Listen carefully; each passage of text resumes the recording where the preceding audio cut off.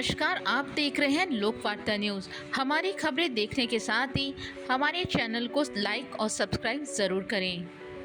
राजस्थान के पूर्व मुख्यमंत्री वसुंधरा राजे बातों ही बातों में बड़े बड़े इशारे कर जाती हैं। वो सीधी बात ना कहकर ऐसी शायरी पेश करती हैं कि सामने वाला ये सोचने पर मजबूर हो जाता है कि आखिर वो क्या कहना चाहती हैं। लोग उनकी शायरियों का अपने हिसाब से अलग अलग अर्थ निकालते हैं। जब से राजस्थान में भाजपा की सरकार बनी है, तब से ही वसुंधरा राजे कई बार इशारों में बड़ी गहरी बात कह चुकी हैं। अब उन्होंने फिर से सिरोही के रेवदर में अंजना माता मंदिर में हुए एक समारोह में भी ऐसा ही कुछ कहा।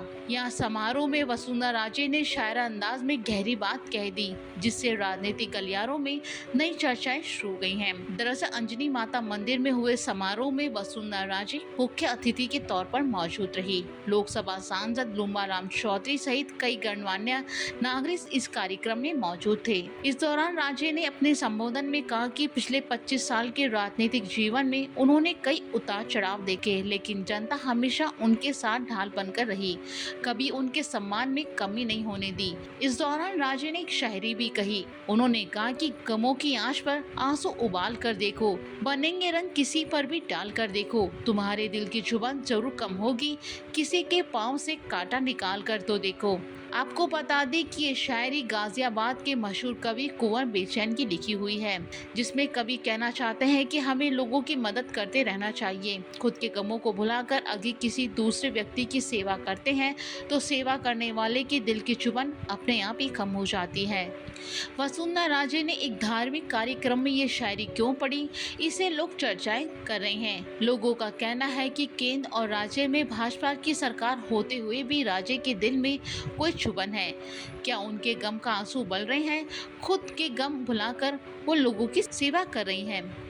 फिलहाल राजे ने ये शायरी क्यों कही, इस बात को लेकर अलग अलग मतलब निकाले जा रहे हैं, लेकिन ऐसा पहली बार नहीं है जब राजे ने इशारों में बड़ी बातें कही। प्रदेश में भाजपा की सरकार बनने के करीब 6 महीने बाद जब मदन राठौर प्रदेश अध्यक्ष बने, तब राजे ने कहा कि सबको साथ लेकर चलना बहुत मुश्किल काम है, कई लोग इसमें फेल हो चुके हैं। वहीं उदयपुर में हुई एक धर्म सभा में राजे ने एक शायरी पढ़ी, जिसमें कहा कि काश ऐसी बारिश आए कि जिसमें अहम डूब जाए, मतभेद के किले ढह जाएं और घमंड चूर चूर हो जाए।